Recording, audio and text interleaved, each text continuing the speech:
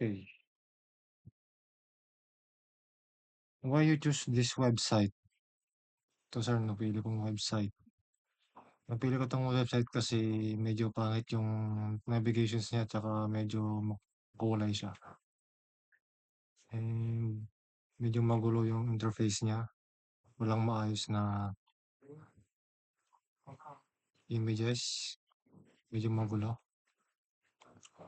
Why makes it bad design? Lahat sir bad. Kasi simula pa lang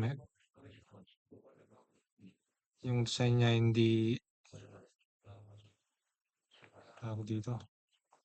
Hindi related sa website.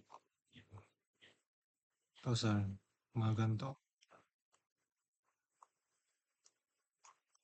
And why it needs to improve? Para sir maganda ang pag-navigation ng